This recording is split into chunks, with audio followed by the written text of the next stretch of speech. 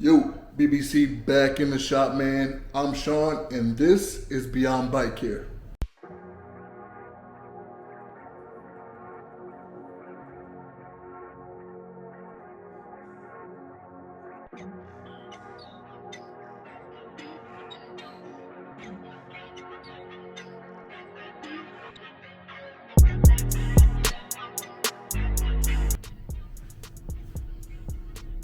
Again, intro, code. Anyway, alright, so today we're going over questions submitted from my stories via Instagram, Facebook, Snapchat, and a couple of you were interested in what I do, services, products, all that jazz. So we're gonna do those questions and then I'm gonna answer. Okay, so first question is, right, so not just products, I'm gonna go through my oldest product and my newest product. So the old one, tried and true from day one, is this Meguiar's Gold Class soap. All right, you can pick it up at any auto parts store. I personally go to Advanced Auto Parts, it is what it is. But this Meguiar's Gold Class, top notch, gets the job done every time. You don't need a lot of it. And very consistent, very, very consistent. Now, my newest product coming from Black Line Car Care. I know a lot of people see them on TikTok and stuff like that. Is this brand new foam cannon. My favorite color is black, so really high quality here. Really, really excited to use this as soon as it gets a little warmer and sport bikes come out and this gets put to use. So newest product and oldest product. All right, next question. Very, very hard. Very, very hard only because both of them serve their purpose, okay? Now me, I had a Suzuki Hayabusa GSX-R 1300. First of all, shout out to the Busa boys. There's nothing like going that fast. There's nothing like the ability to be able to go 100 plus miles an hour when you want to. And that's why I think a motorcycle is honestly one of the ultimate tests of self-control. Now, the Harley vibe is a totally different vibe. Now for me, I got my first true taste of the Harley lifestyle when my father let me borrow his for the weekend. Into that clip. I'm on it. She like hit from the back and go deep and go. I'm on it.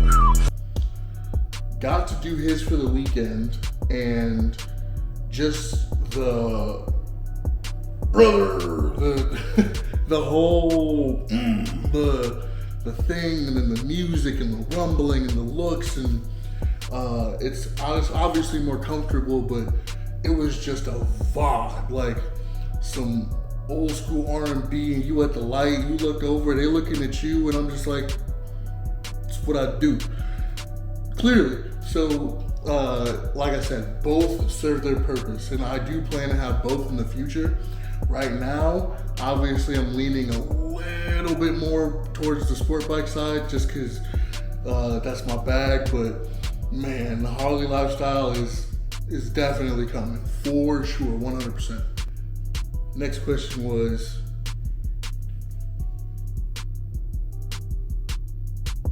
okay, now, bear with me. This might be different for anybody else. Maybe, but this right here is imperative, and it is a blower of some kind. Something that blows air, and just for it to aid drying the bike.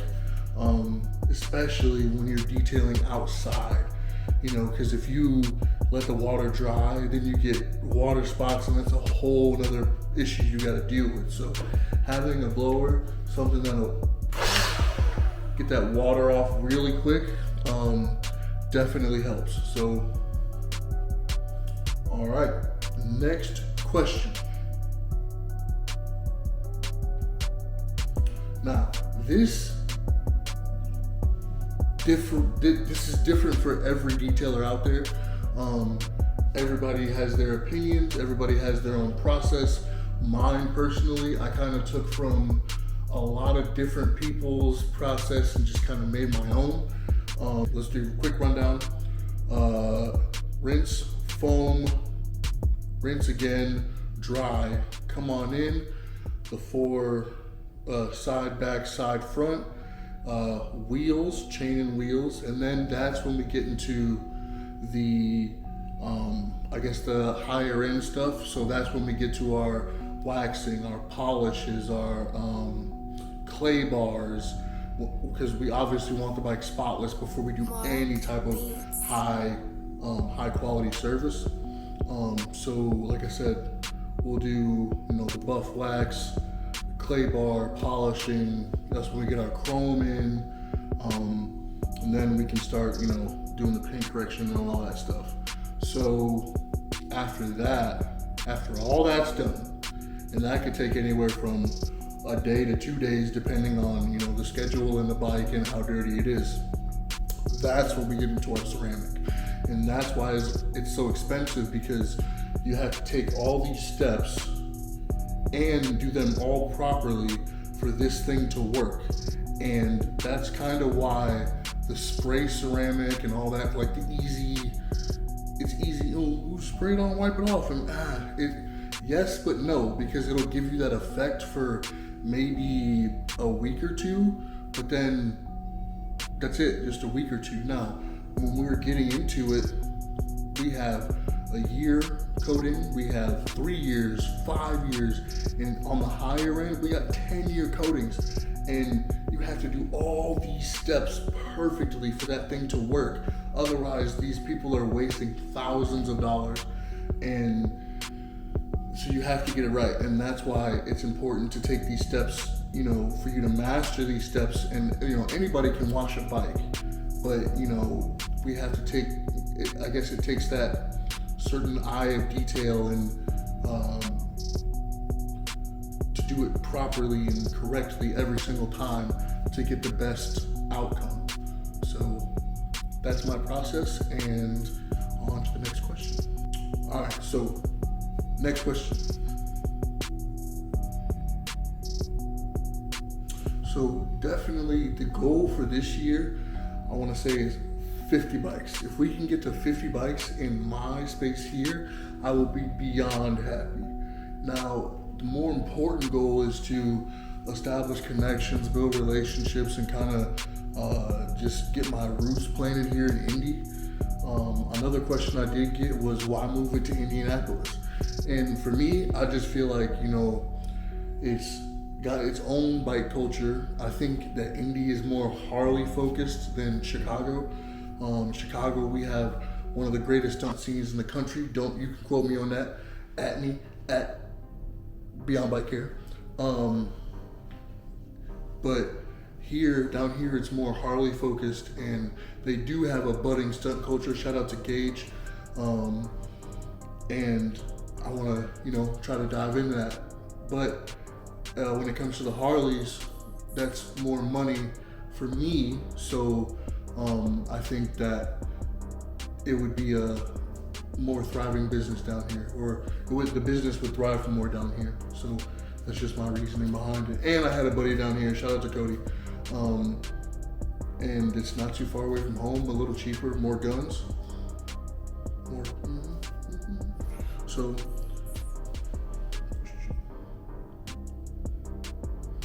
all right, so something that people don't know about me, I think these days, now that I've moved, it's weird kind of talking about the detailing to people that don't know me, because I feel like so much of my identity was around those people who knew, this is Sean, this is what he does, this is the business, whatever. So when I wear things like this and I go to work and they're like, I'm like, yeah, well, this is what I do. And they're like, really? And I'm like, well, yeah, thankfully, I have the Instagram and the stuff like that to, obviously show them. But yeah, these days, people don't know a lot about me. I guess I don't really have any friends that I've met here, but people don't know about the detailing. People don't know about I like country music. Sometimes I get into the country vibes. Got 3 pairs of boots now, moving to Indy, 3 of them. And I don't know, I think I'm a homebody. I think in public and in front of the camera, I'm a really energetic type person, but at home, leave me alone, bro. I'm trying to chill. I'm trying to sit here, watch Fastlane D and Tai Chi Fast and call it a day. But yeah, that's about it. All right, so next question. And it's definitely a tough one. So the toughest moment in my journey so far in this whole detailing thing was starting from 0. So at the end of 2023, there was a time where, I had this and, I built this thing from an idea to an actual business. I'm not gonna say it was thriving because I wasn't on my own, but it was going. But I built it on the back of someone else, and we never had contracts or anything, but when it was time, he felt I needed to leave. There was no contract saying that, oh, well, you can stay. So I had to leave. Well, this place was my life for, let's say, 2.5, 3 years. So I made it a mission to touch the shop at least once a day. Whether that was if I had the day off, if I had to work, or before work, after work, I'm going to the shop at least once. I made it my mission because, now that I had this idea about detailing, for me, the shop was a place where anything could happen, and somebody could roll up or any moment and detail, whatever, anything could happen. So I made it a mission to touch the shop at least once a day.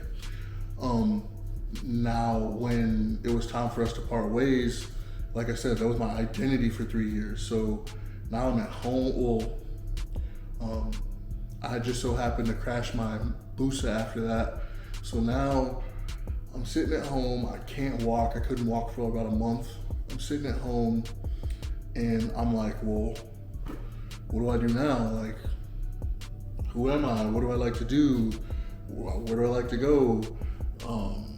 And I think that was the moment where I kind of was like, okay, you know what? Do you really want to do this? And if you do want to do this, how are we going to do it different? How are we going to do it your way? And that's when this whole dream kind of started gaining a little traction.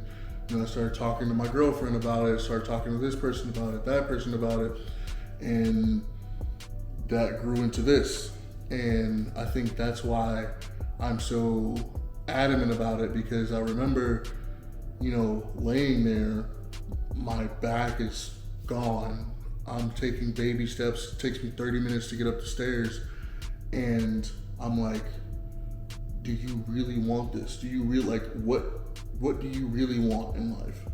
And it's this. And what I'm doing now is everything I wanted to do. So I thank you, Mark Beats, for asking the question. Shout out to Toby 59 Moto. Shout out to my girlfriend for doing this with me. Shout out to God, my man, and everybody who supported me. Because without you guys, I couldn't do this, man. I couldn't do this. Yeah, so you know what? I still would have done it because I'm hard-headed.